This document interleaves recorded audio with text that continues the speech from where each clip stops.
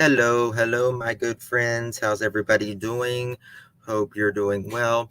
The press conference should be starting in about 8 minutes. Hopefully, they will give us some new information on what is happening since the recovery of Kylie Rodni.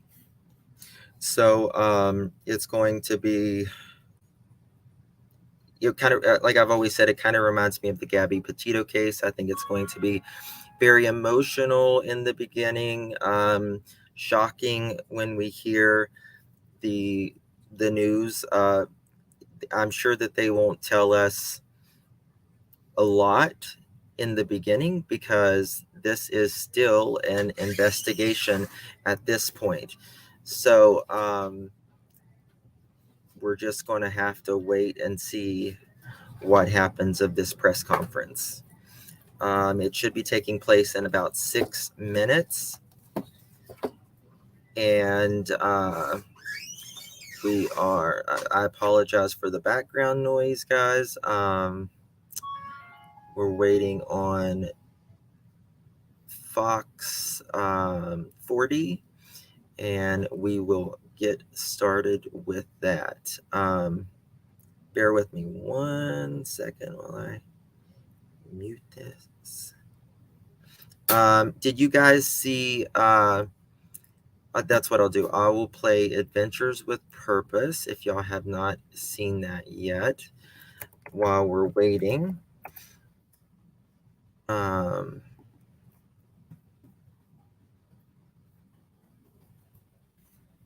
They did a short live just a few moments, a little bit ago, and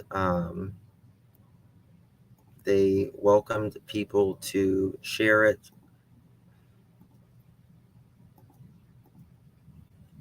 Great, wonderful human beings. Donate to them if you are able to, please.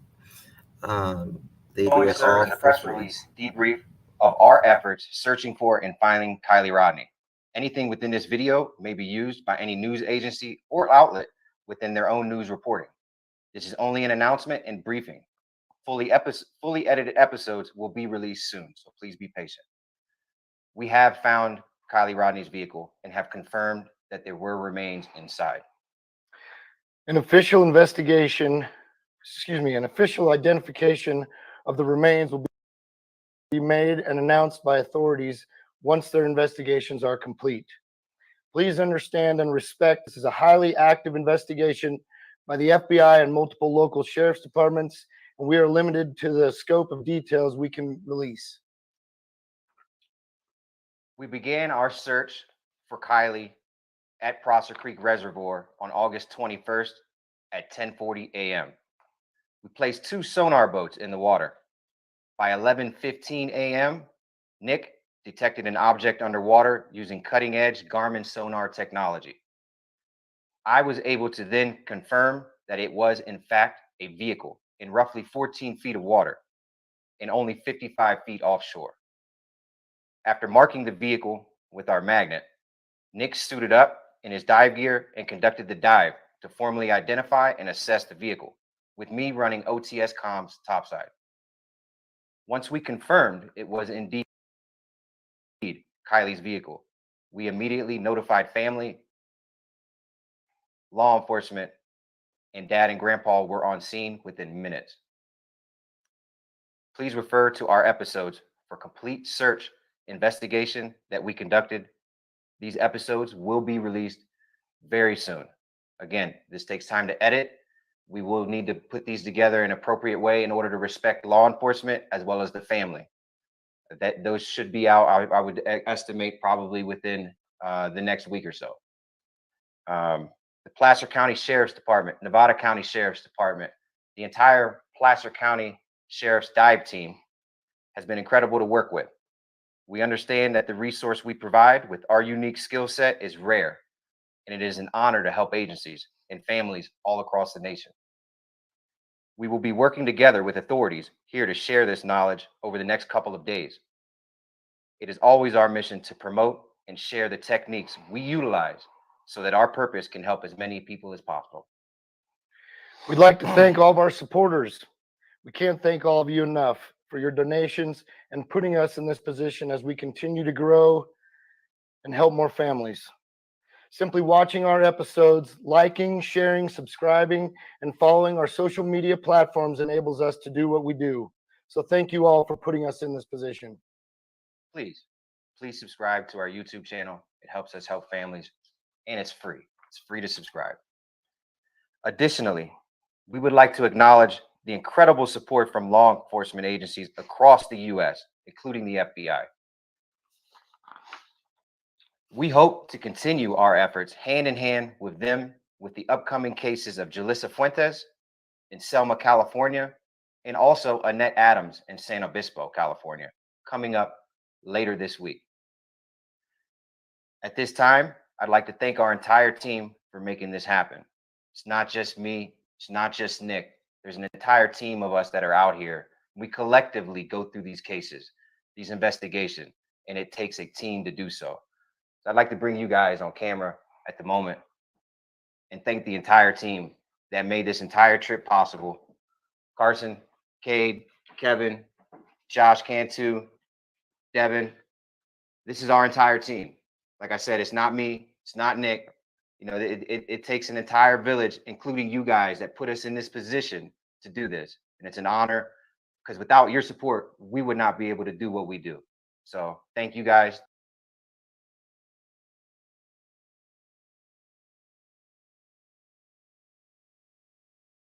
All right, guys, the press conference is about to start. So here we go. We are just waiting for them to get to the microphone. They should be starting at any moment.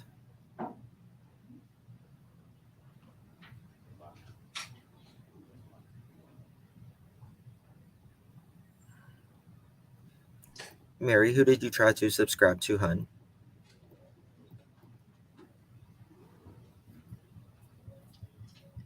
The Jake case was a man from Texas who was found hanging from a tree from a garden hose. Pardon me.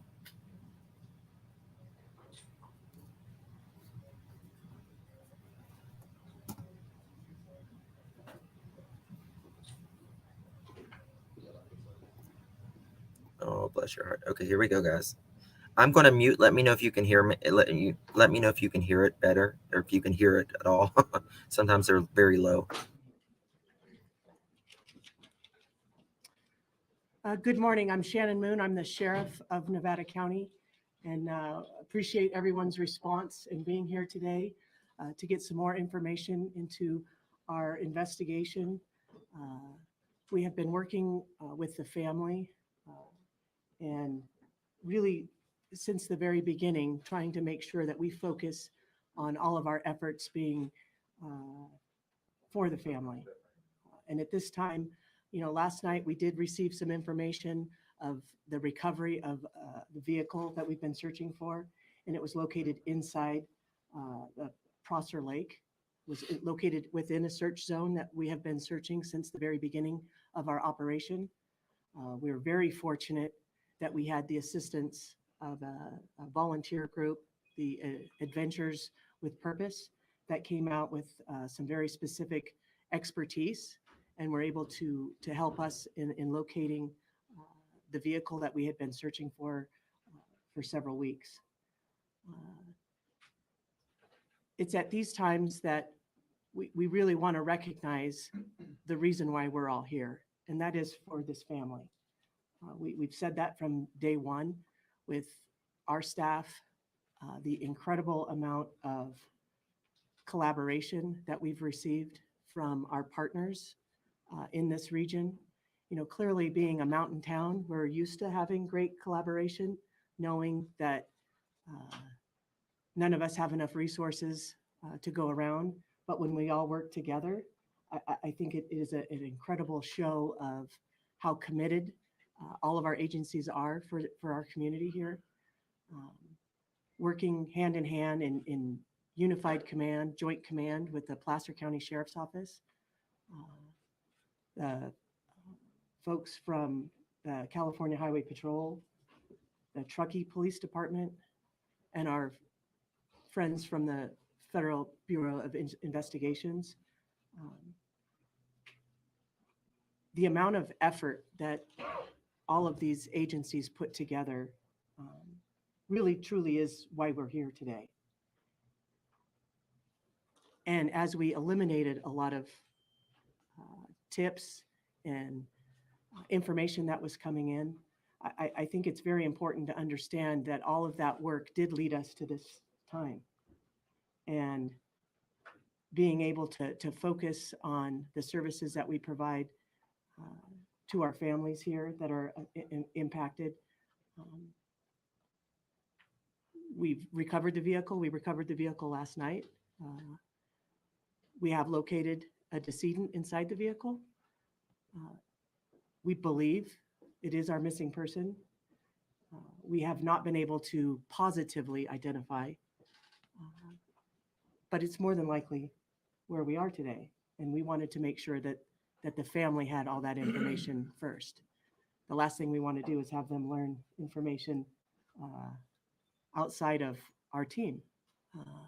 So I think that is one of the points that I really want to make sure that our communities know, and the folks that are watching today know, is truly how committed we've been throughout these last few weeks in coming to this resolution. It's still an active investigation, and I understand there will be, and that we will continue to receive lots of questions regarding our investigation, and we will release what we can. But at this time, our commitment is to this family, and that is where we will consistently reach for making decisions on what we release. And again, it is still a very active investigation. So again, I appreciate everyone being here, getting this information out. It is the reason why we're here is because of the community support and the amount of work that was put into this investigation, to where we could clearly identify very specific areas to search.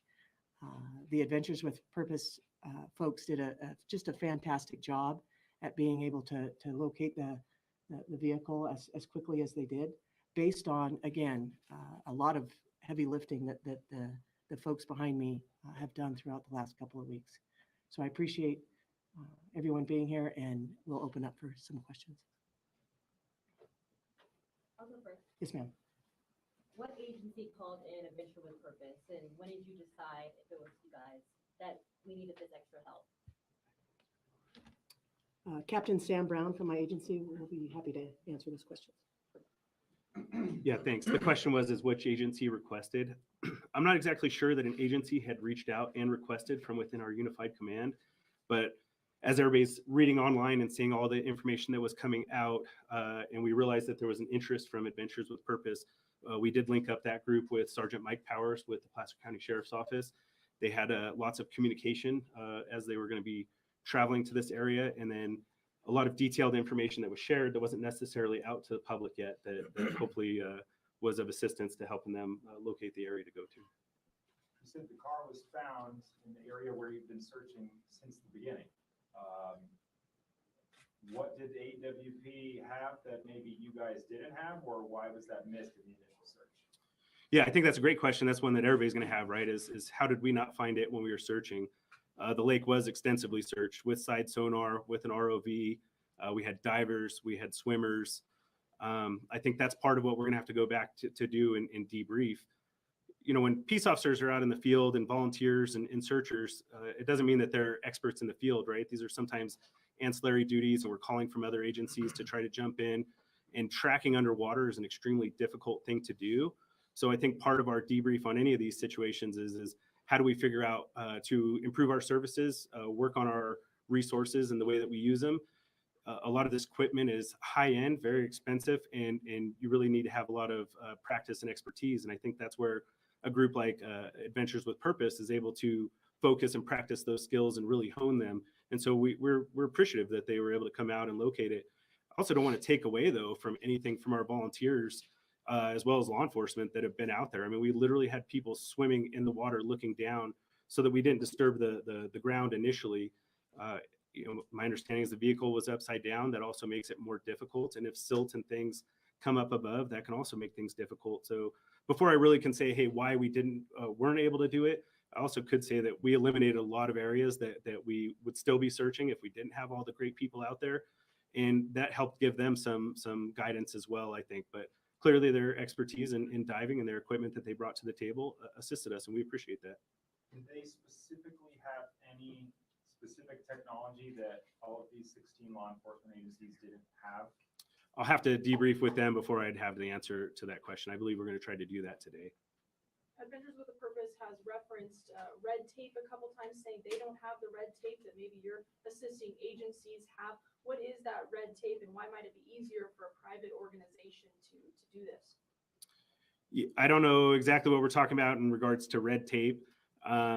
I think that from the very beginning, we never deterred anybody other than certain scenes that we closed off at times that became areas of interest and we wanted to protect for evidence. So I don't know that there was any red tape ever put on this. I mean, if you look at the amount of man hours that went into it, it was like over 15,000. And I know it's even higher than that now. I don't think there was ever red tape. There were maps created for civilians to be out.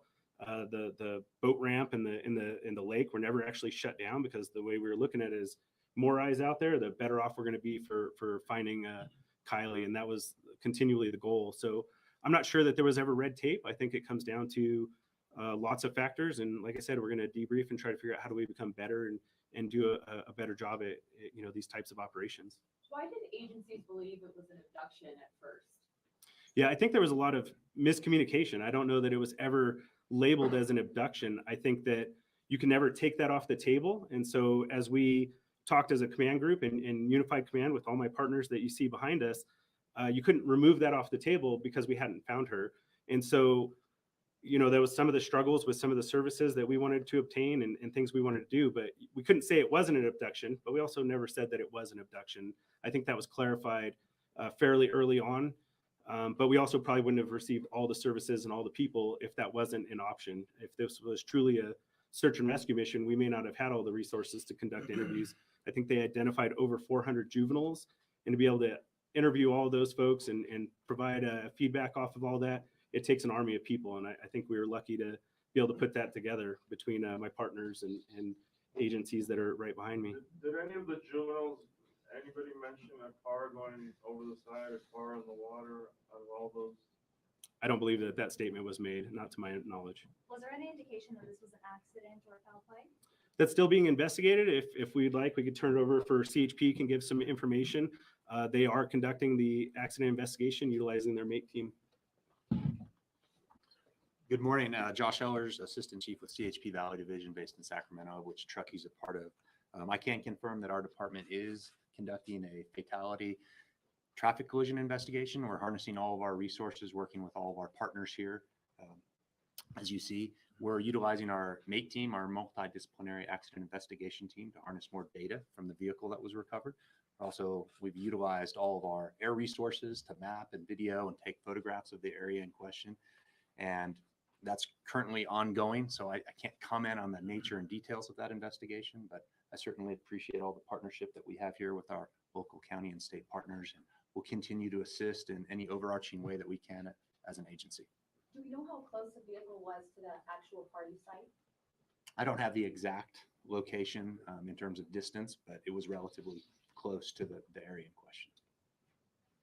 Like a few hundred yards or half a mile? I couldn't say. I haven't seen the exact data and the mapping. That's still ongoing.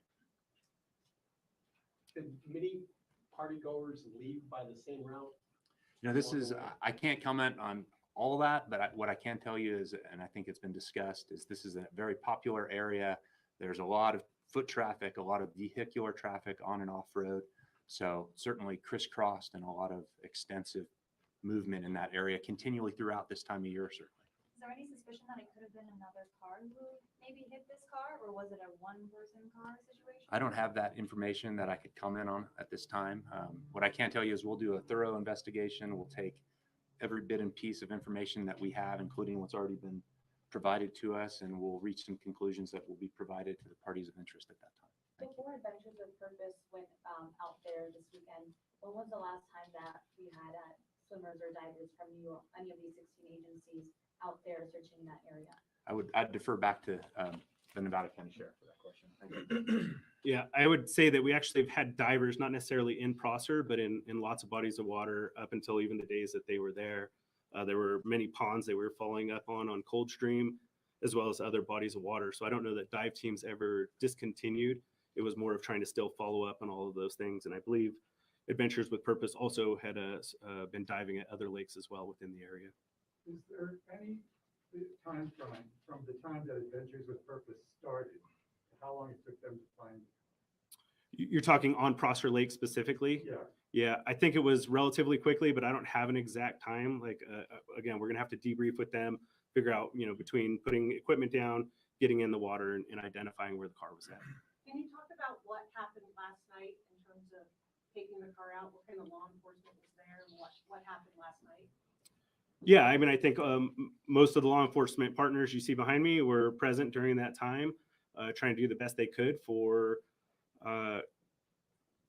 ensuring that everything was done correctly, and also trying to add some levels of privacy to the best of the ability in worrying about the family and ensuring that they were covered as well.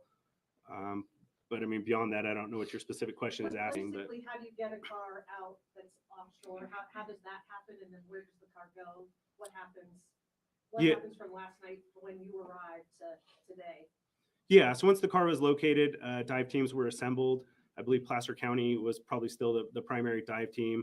They have to use lots of devices to lift the car, turn it over, and then the use of tow trucks was what made it possible for pulling the vehicle out of the water. And the vehicle is taken down. The FBI has offered up assistance and are going to be helping to conduct investigation regarding the vehicle itself, and making sure that we don't miss something that may be in there that we're not aware of. Are you guys confident the car was in the water since the night of the party? I have no reason to believe that it wasn't, but until we have those answers, I wouldn't know the answer to it. Can you just clarify as far as what teams have been in that area before Adventures with Purpose, if any, on that specific, on Prosser? Yeah, I mean, it's almost so many that it would be hard to link out between the different teams. There were numerous boats: Yuba County, Alameda, Nevada County, Placer County. Swimmers came from Washoe County. We had divers from every single one of those agencies and then some.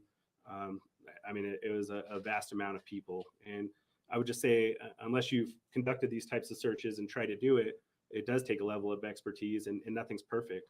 When you fly a helicopter over the air trying to identify if something is there, most places give that less than a 5% probability of detection, meaning if you flew over, you only have a 5% chance of seeing something. You had trees and brush and bushes and dirt and all these other things, and it becomes a pretty difficult task. Even though once you find the answer, on hindsight, everything looks 20/20. The reality is it's not that simple. It is pretty complex and it's tough. So again, we're just appreciative that the resources came out and were able to help us in locating it. Were there signs that the person in the car tried to escape? I think that's too preliminary for us to be able to determine that at this time. Was there more than one body in the vehicle? No, there was not more than one body in the vehicle. Describe the difficulty of what water does over 2 weeks to evidence. It depends. That's a complicated question. I'm not an expert in water. However, temperature of the water and things like that come into play. But it can add difficulty based on many factors that can cause damage to, obviously, things that we want to look at to investigate, but also to bodies that may have been submerged for a period of time. There likely could have been tire tracks or some type of signal that a car did go into the water there. Did rain impact that? Did this heavy activity in the area impede seeing those signs? I think everything is a factor, but again, that's where we rely on the MATE team from CHP to come in with their expertise and be able to provide some of those answers. And it seems that Adventures with Purpose have pretty sophisticated equipment. Is this something that the agencies here have, or you all still need? Yeah, I'll have to debrief with them to figure out what equipment exactly they use to see if it's items that we have or if it's a matter of training with the items that we have. So until we talk to them and know exactly what they used and how they went about it, I wouldn't be able to answer that correctly. They also said the car was 14 feet deep. Did y'all go that far to look for the car? Yeah, some of that information is sometimes deceiving. So yeah, the car was reported at 14 or 15 feet. However, the water level since the 6th has also dropped a vertical 3.5 to 4 feet, which could be 20 to 25 feet off of shore. So a lot of things have changed in those aspects. Until we really can look into all that information and sort through it, it's difficult to say whether those factors had a play in it or not. I think it's still more important for us to debrief, look at training, look at equipment, look at tools, and look at outside entities that are experts where this is maybe their full-time gig that they do, and try to see how we have that involvement from the community to come out and help support. At this time, can you tell if there are any signs of foul play? At this time, we're not going to be able to say anything like that. It's been said that people were drinking at the party that night. Was anything found in the car that could lead you to believe that she was drinking that, what the person found was? Yeah, the investigation's ongoing, so we're not going to be able to comment on that. It seemed like where they found the car, it might have been pretty far from the road. Do you have suspicions that maybe the people were parking on that little island? I wouldn't be able to comment on that either unless somebody gave some statements to that. I hadn't heard any information like that, though. Do you have any theories as to how the car got in the water, and also what gear was the car found in? I think if I make up theories, then I'm just guessing, and I'm going to lead us back into a trail that's not certain. So we'll wait until we have those facts and details. And as far as the car, we're not going to release any information until we've done a solid investigation on it. Who received the first call from Adventures with Purpose, and what was that call like?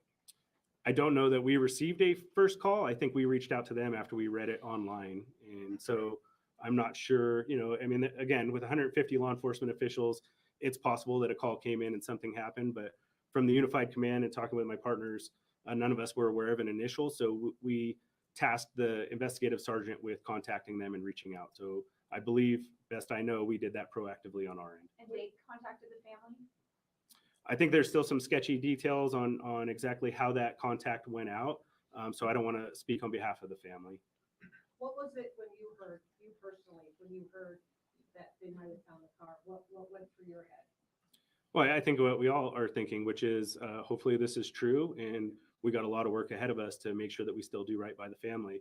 Our biggest concern is making sure that the family has been aware of everything from day one, and that we're not shielding them, but we're also not bombarding them with things. There's a lot of ups and downs throughout this investigation, a lot of emotional turns throughout the whole thing, and our goal was to make sure we're supportive of the family throughout this whole task and doing our best in that. How long will an investigation into the car, maybe that's for Highway Patrol or FBI, how long does an investigation to look at a car take to figure out what may have happened? I mean, I think there's a lot of factors in that. I don't mind turning it over to CHP and let them. Because obviously we have a multifaceted investigation with multiple agencies, it can take time. The FBI is working, evaluating the vehicle. We have to come in and do that. We want to allow them to work. We'll come in and examine data, examine the vehicle, have all of our investigators look at that car. So depending on circumstances, it can be several days, it could be several weeks. We also want to wait on other information related from the coroner's office and other things that all get compiled into a comprehensive investigation. So the easy answer is it could take a while. All right, we've had an opportunity to hear from most reporters. Most have asked 2 questions. Is there anybody that had a follow-up question that they have not been able to ask yet? Go ahead, sir. There was a report that Adventures with Purpose was told by police that they did not need to search Foster, or at least in the specific area where the car was found, because that had been extensively searched already. Is that true? Yeah, I'd say that's probably not accurate. And we shared maps, ping information, and locations. And so we probably shared that was extensively searched and sonar was used, and that may add to the level of where they chose to go to first or last. However, nothing was prevented or shared. And I don't believe that we gave any indication that we thought we knew where she was at, because clearly from all of our daily press releases, we reported over and over again that we didn't know where she was at, and we needed anybody's help and assistance in finding that location. But you were working in partnership with Adventure with Purpose? Yeah, I believe that what ultimately occurred was that our sergeant was able to make contact with them, Sergeant Powers with the Placer County Sheriff's Office, come up with a plan and share information on where things were at. So we're still appreciative, like I said, of them being able to locate the vehicle. Will they get the cash reward for helping find the vehicle and the body? It's not a question I'll be able to answer. May I ask, have you been able to determine a cause of death, and will there be a toxicology report conducted? The question was, have we determined cause of death and will there be a toxicology inquest? Yes. Autopsy is scheduled for tomorrow. Toxicology results generally take 4 to 6 weeks for a return on those. And at that time, we will provide that back over to Nevada County. Does anyone from the family want to make any comments at this point specifically about this massive search and all the tips that came in? Don't believe they do at this point. Yeah. So with that, we'll go ahead and wrap up the press conference. Thank you all for coming here today. We certainly appreciate it, and pay attention to both Placer County and Sheriff's Office as well as Nevada County Sheriff's Office as we continue to share details as they become available. So thank you.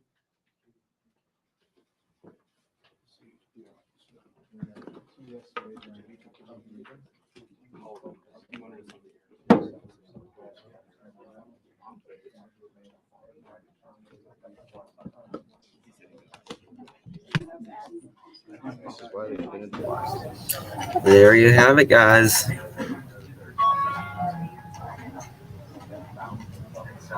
There you have it.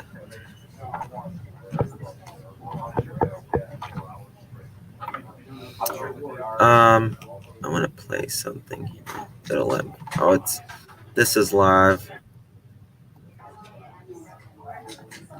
It won't let me rewind. Is this your mic stand? So, what did you guys think about that?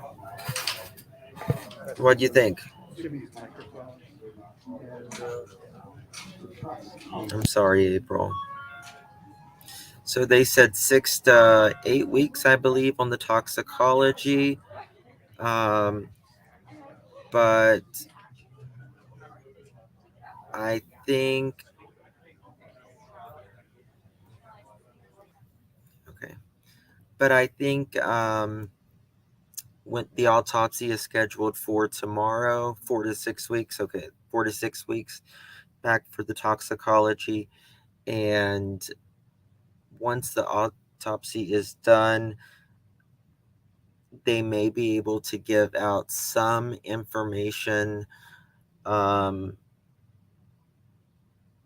like if there was manual strangulation or, God forbid, some type of physical assault or anything like that. Yeah, we learned pretty much nothing new out of this conference, to be honest with you. Which they keep everything close to the vest, but I was hoping they would at least say, is this, feeling like, which direction are we going? But I also understand they don't want to, this is so new that if this is going to be a criminal case, they don't want to tip anybody off. Meaning, God forbid, if there was foul play, destroying any type of, say there was a gun involved, which I don't think there is by any stretch of the imagination with this case, but we don't know. You just don't want to tip anybody off, and you also want to be 100% sure when you put this out into over 300 million souls, which is the country. So it is extremely sad, but this isn't what we wanted as far as how it turned out, but this is also what we wanted as far as knowing where she is. And now it goes to finding what happened to Kiely, and then If it is not foul play, then laying her to rest as she deserves. And also, if it's not, if it is foul play, then she deserves justice as well as her family. It is too early to call right now on anything at this point. Um, I know we each have um, our suspect, meaning yes, we think there's a suspect, or no, we think it's just completely accident. Um, so yes, minor autopsies are not public generally unless the family is willing to release that. Then they can be. Um, and most of the time, in public cases like these, they do release it. Most families. Um, so it's, I worked at a funeral home. So is this campground inside the national forest? That's a good point, Ellie. Yes, I believe it is in the federal park. And that is also why I would assume the FBI is involved.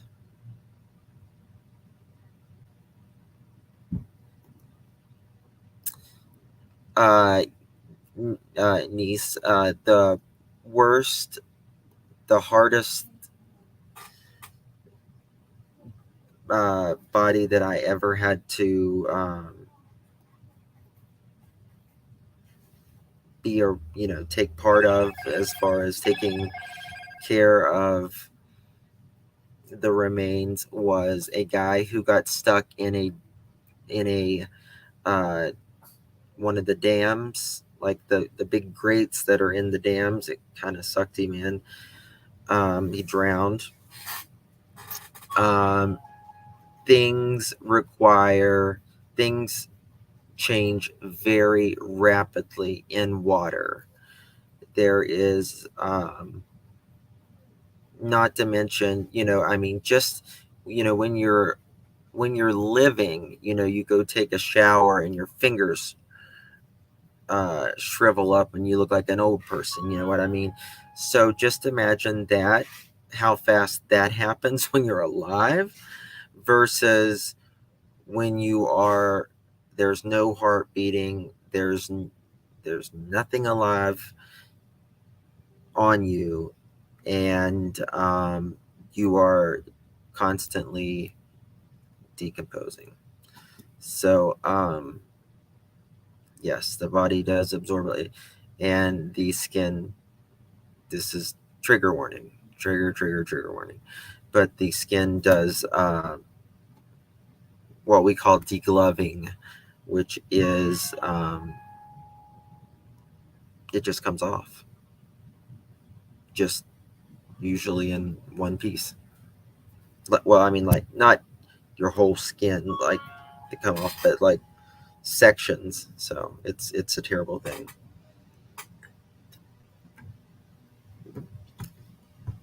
Would the cold water not make her decompose as fast? Water is, if it's freezing, yeah, it's also, yeah, skin slippage, yeah. But we call it degloving is what we call it. But skin slippage, yeah. But when it comes to what was I going to say? I forget. Elvis, come here. Here, baby. Sorry. I forgot what I was going to say. Sorry, guys. I'm at work right now. Someone came in my office. Elvis, stop. My my coworker's dog is here. So yeah, but she it just it it just depends. But if it's in the water, and obviously the warmer the water, the quicker it accelerates. Elvis, please be quiet. Sorry, the dog. He's a pug, and his name is Elvis. So come here, come here.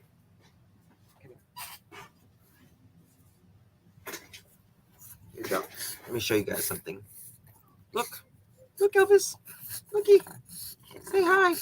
Say hi. All right, go. His name is Elvis Pugsley. So, anyway, he's a little shit. But anyway, it's just completely saddening, and I think I just can't imagine how the friends and even the police feel. I know a lot of us are, giving them a hard time, and we're a little disappointed right now and stuff, but we got to also understand that it just sucks no matter which way it goes. And there's no other way to say it. Ain't nothing but a pug dog, yeah. One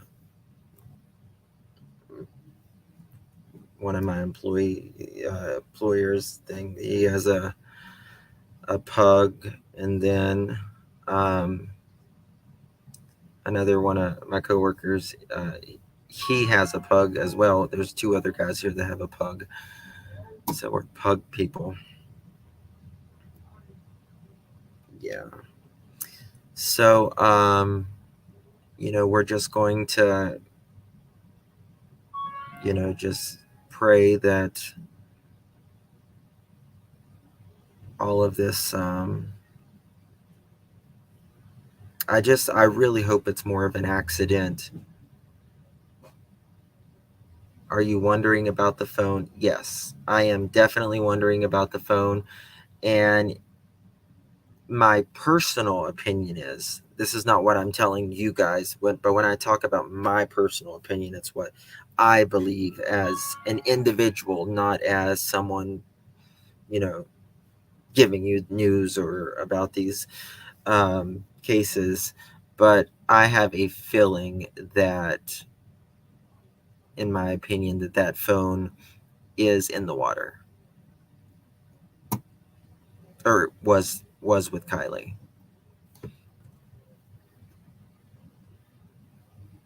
I would almost, I just can't see how any other way that it wouldn't be on there. So, but guys, I have to run. I have to jump in the carpool line and then go home and cook for a moment, and then I should be able to get back on here later this evening when we know more. Look at Texas Angel's comment. Okay. Texas Angel.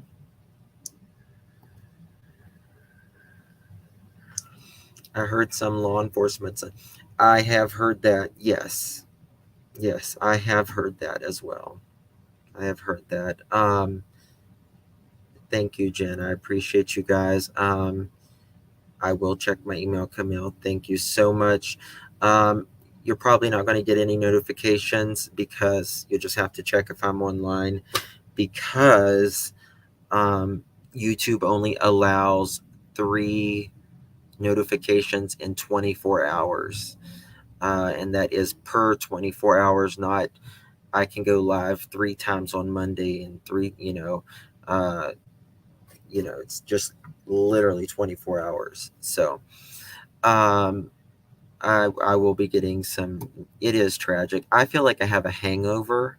I mean, I do, and I haven't drank in years, and I feel like I have a hangover. I think partly because of this story, and partly because school started back.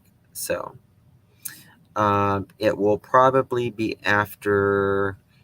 It'll probably be between 5 and 6 o'clock. that I'll be live. But we will kick it together, and I'll be in a much more, it's like an emotional hangover. That's exactly right. Exactly.